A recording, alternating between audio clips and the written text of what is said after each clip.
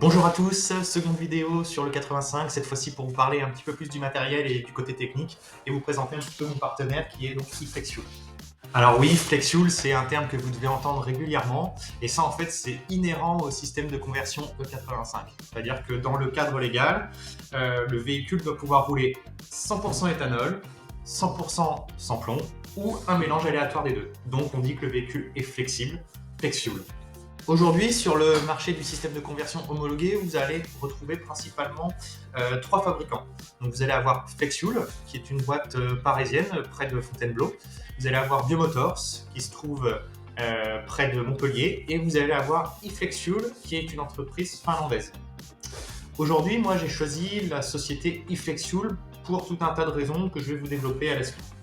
Il faut savoir que chaque fabricant utilise des solutions techniques qui leur sont propres, mais toujours en respectant un cadre qui est défini par l'État, qui est défini par un décret. La conversion E85 stipule qu'on doit simplement toucher la liaison entre les injecteurs et le calculateur moteur. De ce fait, tous les boîtiers sont branchés entre le calculateur et les injecteurs. Ce qui m'a fait choisir eFlexfuel, c'est la qualité globale du système. On est vraiment sur un niveau de gamme en qualité perçue qui est clairement au-dessus.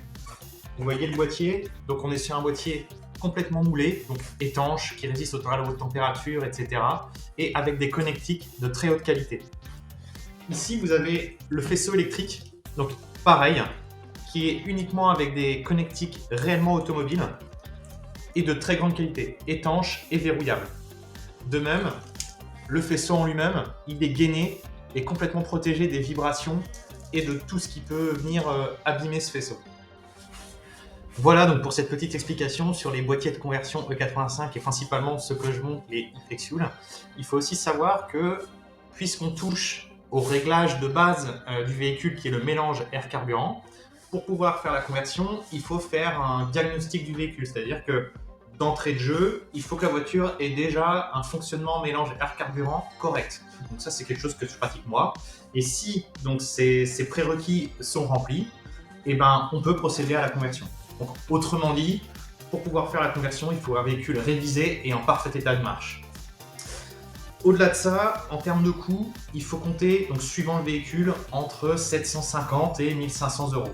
Et donc ça va dépendre de la génération du véhicule, si on est sur l'injection directe ou indirecte, et du nombre de cylindres évidemment. Voilà, forcément le faisceau change, et le boîtier, etc. Et bien écoutez, j'espère que cette vidéo vous a plu. Et puis évidemment, si vous voulez plus de précision, il faut passer me voir à Planquette, dans la zone de Nazareth, pour que je puisse vous expliquer tout ça de vive voix et pourquoi pas même étudier la possibilité d'équiper votre véhicule. Et écoutez, à bientôt.